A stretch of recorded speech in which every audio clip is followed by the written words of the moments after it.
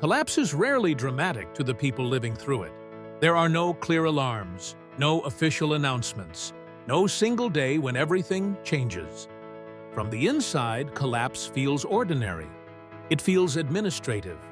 It feels like a series of small adjustments that slowly redefine what normal means. History is often told from the outside. We describe collapses with dates, battles, invasions, and sudden endings. But those narratives miss the lived reality. Civilizations do not experience collapse as an event. They experience it as a condition. For most people, daily life continues. Markets still open. Children still go to school. Officials still issue statements. Laws still exist on paper. What changes is subtle at first. Services become slower. Infrastructure is repaired less often. Promises are postponed. Temporary measures become permanent. From within a collapsing civilization, nothing feels urgent enough to abandon routine. Life is too busy. Survival requires focus on the present. Long-term thinking becomes a luxury. This is how collapse hides. In ancient societies, records show this pattern repeatedly. Grain distributions continue even as shortages grow. Armies still exist even as recruitment weakens. Religious ceremonies continue even as belief erodes.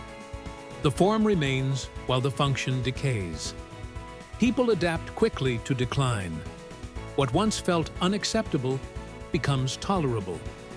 What once felt temporary becomes expected. Each generation adjusts its expectations downward, unaware that something fundamental has been lost. Collapse becomes invisible because it becomes familiar.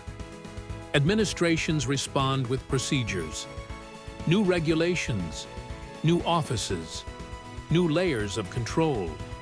These measures are not malicious. They are rational attempts to manage scarcity. But management replaces renewal.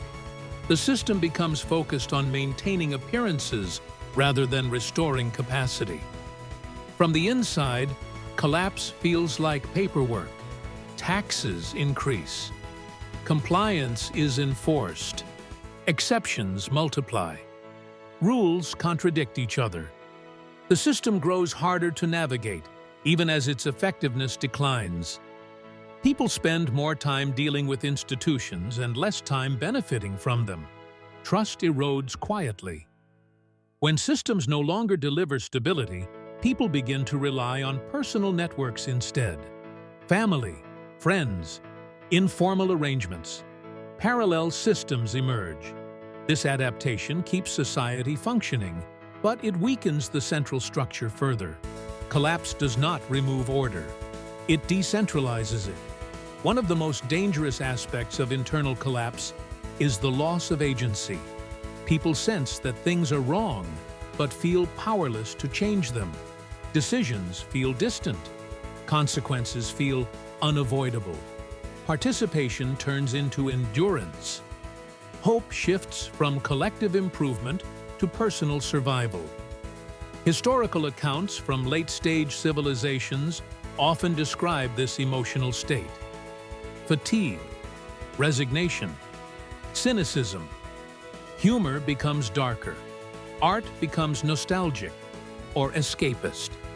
Innovation slows not because intelligence is lost, but because risk becomes too costly. When everything feels fragile, people avoid experimentation. Collapse from the inside is also deeply uneven. Some regions suffer earlier. Some groups are protected longer. Elites often remain insulated, reinforcing the illusion that the system still works. This unevenness delays collective response. If collapse were universal, it would be obvious. Instead, it is fragmented. People argue about whether collapse is even happening. Debate replaces action. Narratives compete.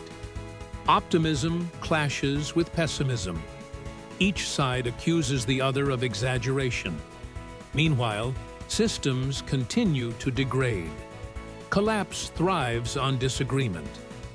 Another defining feature of internal collapse is normalization of crisis. Emergencies become routine. Temporary states of exception become permanent policies. People grow accustomed to instability. Resilience becomes a substitute for repair. Resilience is praised, but it is often a sign of failure. A healthy civilization does not require constant resilience. It requires stability. When resilience becomes a cultural virtue, it often means systems have stopped protecting people. From the inside, collapse is not a fall. It is a narrowing. Options disappear. Mobility declines. Choices shrink. Paths that once existed quietly close. People adjust without realizing how much freedom has been lost. They still choose, but from a smaller set of possibilities. The future feels shorter. This psychological contraction is one of the clearest internal signs of collapse. Long-term planning fades. Institutions focus on immediate problems. Politics becomes reactive. Vision disappears. Survival replaces ambition. Yet even at this stage, collapse is rarely acknowledged. To admit collapse would require collective grief. It would require admitting that effort, loyalty, and sacrifice did not lead to progress. Societies resist this realization fiercely. Denial persists until fragmentation becomes unavoidable. By the time collapse becomes obvious, it is already complete. The final phase from the inside is not chaos, it is silence. Records stop, maintenance ceases, institutions exist in name only. People withdraw into smaller units. The civilization no longer collapses. It dissolves. History later describes this as sudden. It was not. It was lived one ordinary day at a time. Collapse does not feel like the end of the world. It feels like the end of expectations. And that is why civilizations do not run from it.